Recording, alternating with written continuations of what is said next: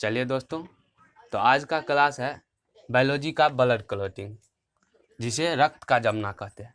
चलिए आज हम लोग ब्लड क्लॉटिंग के बारे में जानते हैं।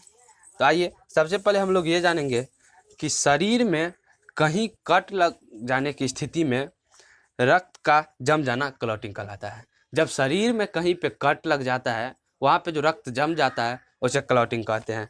आइए इसके बाद हम लोग जानेंगे कि रक्त का थक्का बनने में कितना समय लगता है। तो रक्त का थक्का बनने में 3 से 4 मिनट लगता है। रक्त का थक्का बनने में 3 से 4 मिनट लगता है। इस प्रक्रिया को केस क्यूरिंग प्रोसेस कहते हैं। इस प्रक्रिया को केस क्यूरिंग प्रोसेस कहते हैं। आइए हम लोग जानेंगे कि रक्त का थक्का बनने का पूर्ण प्रक्रिया क्या है।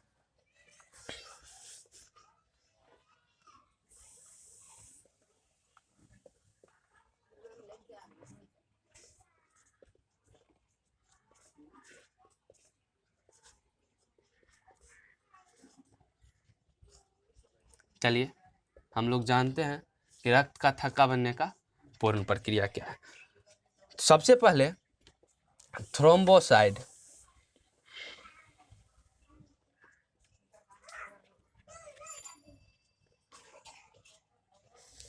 जब थ्रोम्बोसाइड वायु के संपर्क में आता है तो इससे थ्रोम्बोप्लास्टिन बन जाता है।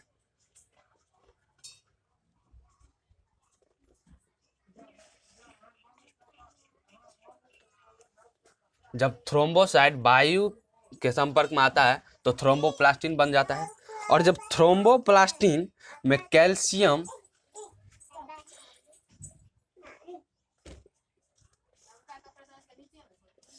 प्लस प्रोथ्रोम्बिन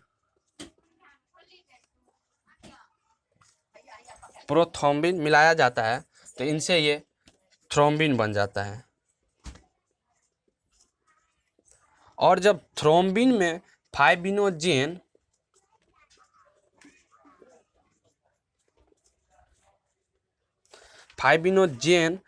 मिलाया जाता है तो इनसे ये फाइबिन बन जाता है। और जब फाइबिन में आरबीसी मिल जाता है तो इससे रक्त का थक्का बन जाता है।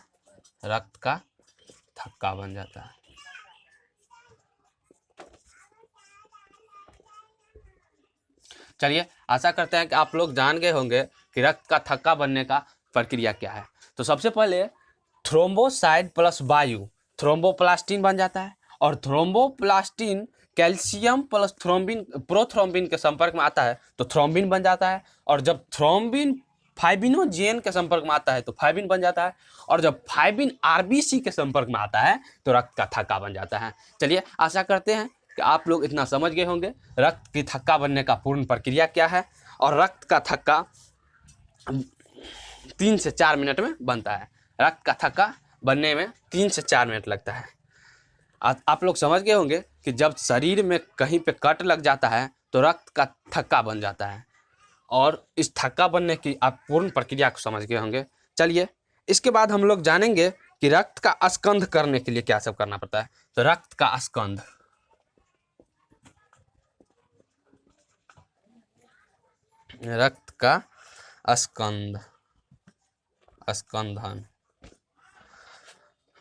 करने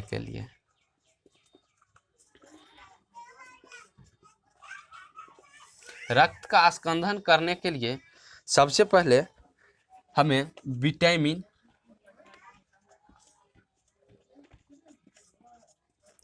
के, उसके बाद प्रोटीन में फाइबिनोजेन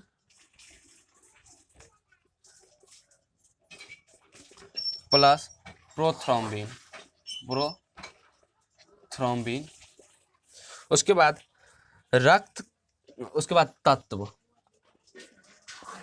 बाद तत्व में कैल्शियम,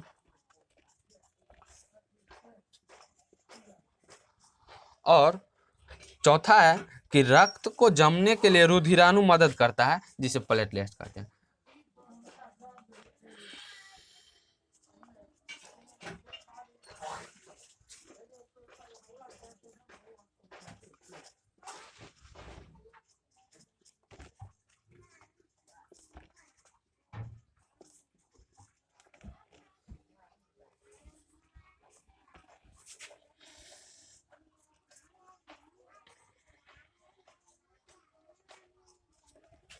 चलिए आशा करते हैं कि आप लोग रक्त के स्कंद के बारे में जान गए हो। रक्त के स्कंद करने के लिए सबसे पहले विटामिन के, उसके बाद प्रोटीन, फाइब्रिनोजेन प्लस प्रोथ्रोम्बिन, उसके बाद तत्व कैल्शियम, और रक्त को जमने में रुधिराणु मदद करता है प्लेटलेट्स। अब इसके बाद हम लोग जानेंगे हेपेरिन के बारे में। तो जब हेपेरिन हवा के संपर्क में आता है तो ये मर जाता है। हेपेरिन जब हवा के संपर्क में आता है तो ये मर जाता है। यदि किसी व्यक्ति का खून शरीर के अंदर में जम जाए तो इसे हेमरेज कहते हैं।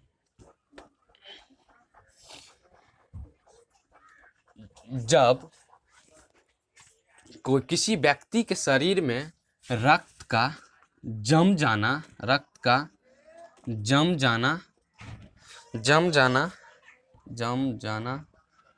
हेमरेज कहलाता है।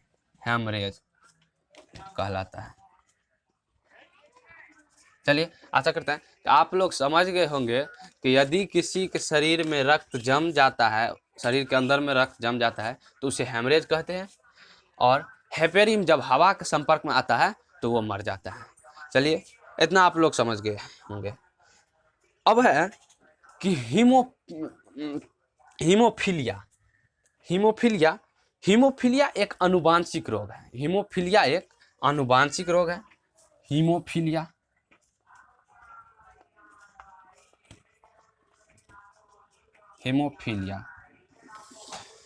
एक आनुवांशिक रोग है। इस बीमारी में यदि शरीर के किसी अंग में कट लग जाता है तो खून नहीं जमता है। हीमोफीलिया रोग जब किसी व्यक्ति को हो जाता है तो इस स्थिति में यदि शरीर में कहीं भी कट लगता है तो रक्त नहीं जमता है। ये बीमारी सबसे पहले ब्रिटेन की महारानी एलिजाबेथ को हुई थी। ब्रिटेन की महारानी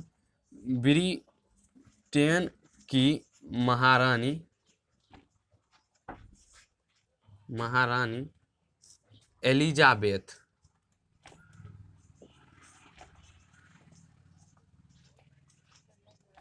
को हुई थी। चलिए आप लोग हीमोफीलिया रोग के बारे में भी समझ गए होंगे। जब किसी आदमी को या किसी मनुष्य को हीमोफीलिया रोग हो जाता है तो उस स्थिति में शरीर में कहीं भी कट लगता है तो रक्त का थक्का नहीं बनता है। और ये बीमारी सबसे पहले ब्रिटेन की महारानी एलिजाबेथ को हुई थी। चलिए आशा करते हैं कि आप लोग इतना जान गए होंगे। आज तक के लिए इतना ही। चलिए हम इसको एक बार रिपीट कर लेते हैं। सबसे पहले हम लोग जाने थे कि रक्त का थक्का बनने की पूर्ण प्रक्रिया। उससे पहले हम लोग जाने थे कि शरीर में कहीं कट लग जाने की स्थिति में वहाँ पे रक्त जम जाता है, उसे क्लॉटिंग कहते हैं। शरीर में कहीं पे कट लग जाने से रक्त का जम जाना क्लॉटिंग कहलाता है।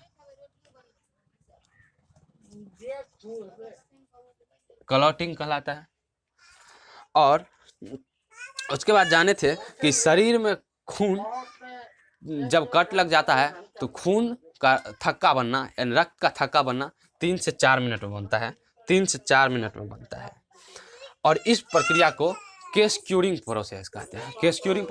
इसके बाद हम लोग जाने थे कि रक्त का थक्का बनने की पूर्ण प्रक्रिया सबसे पहले है थ्रोम्बोसाइट। जब वायु के संपर्क में आता है तो थ्रोम्बोप्लास्टिन बनता है, और थ्रोम्बोप्लास्टिन जब कैल्शियम के संपर्क में आता है तो कैल्शियम प्लस प्रोथ्रोम्बिन के संपर्क में आता है तो थ्रोम्बिन बनता है। और जब थ्रोम्बिन प्लस फाइब्रिनोजेन जब थ्रोम्बिन फाइब्रिनोजेन के संपर्क में आता है तो फाइब्रिन बनता है, और जब फाइब्रिन आरबीसी के संपर्क में आता है तो रक्त का थक्का बन जाता है।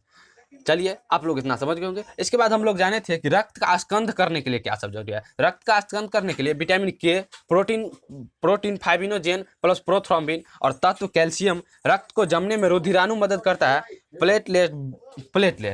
रुधिराणु प्लेटलेट्स। उसके बाद हम लोग जाने थे कि हेपेरिन जब हवा के संपर्क में आता है तो वो मर जाता है। हेपेरिन जब हवा के संपर्क में आता है तो वो मर जाता है। उसके बाद हम लोग जाने थे कि रक्त का थक्का बन जाना हेमरेज कहलाता है। जब शरीर के अंदर में रक्त थक्का बन जाता है तो उसे हेमरेज कहते हैं।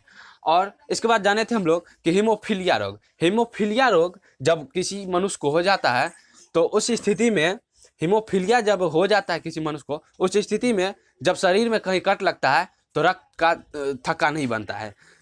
जब शरीर में कहीं पे कट लगने पर यदि रक्त का थक्का न बने तो समझ लीजिए कि हीमोफीलिया रोग हो गया है। और ये रोग सबसे पहले ब्रिटेन की महारानी एलिजाबेथ को हुई थी। चलिए आज तक के लिए इतना ही। नेक्स्ट वीडियो चलेगा इसका, नेक्स्ट वीडियो इसका आएगा ब्लड ग्रुप। आप लोग से आशा है हमें कि आप लोग ब्लड ग्रुप में अवश्य आएंगे, जुड़ेंगे। इसका नेक्स्ट वीडियो ब्लड ग्रुप आने वाला है। चलिए तब तक के लिए आज ब्लड क्लॉटिंग, इसके बाद नेक्स्ट वीडियो ब्लड ग्रुप का रहेगा। तब तक के लिए धन्यवाद।